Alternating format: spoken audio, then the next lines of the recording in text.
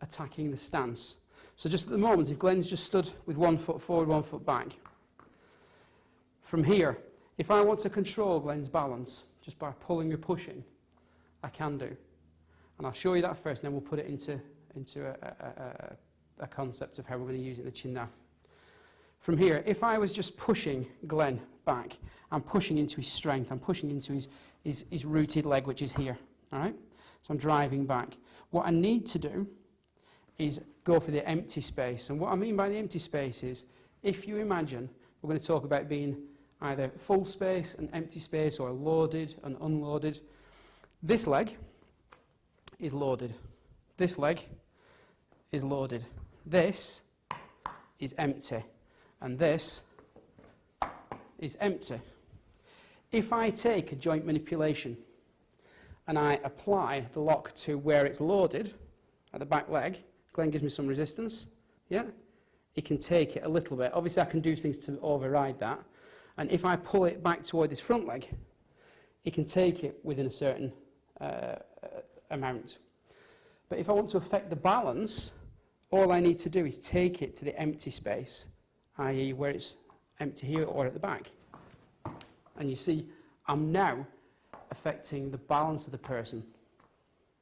Okay?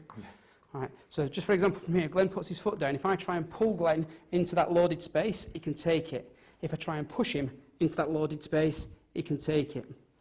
But what I want you to do is, in your mind's eye, this is one way of remembering it, is draw a line between the heels. So there's an imaginary line between the heels. And I take the centre of that line from here. As I take the centre of the line, I then draw a right angle off it. So that's the line. So I want to come this way or that way. And by doing that, with one finger, I can push him over. With 2 fingers and thumb, I can pull him over that line. So I'm affecting the balance. So whatever I do, if I come into here, and let's say Glenn's just punching forward, and I want to step in, and I want to affect that balance, I just step in, and I don't push him this way, I push him to the empty space. And very easily, you can manipulate the person. And again, we're going to be more specific later. If I'm doing an arm bar here, just with the body, for example, I don't want to drive it that way or that way. I want to take him to the empty space if I want to affect his balance. So another technique enhancer is affecting the balance by attacking the space, the empty space. Just a quick one on this one as well. If you're striking somebody, if you struck into that strength of the back leg, yeah, you'll get some effect.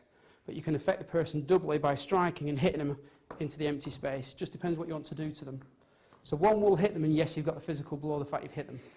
One you can hit and hit them into the empty space, and you affect the balance as well. So if you're looking at controlling somebody, because we're looking at seize, control and destroy, yeah, it's not just a case of you hit somebody in the jaw and that's it. We want to control the person. We want them to do what we want them to do. All right?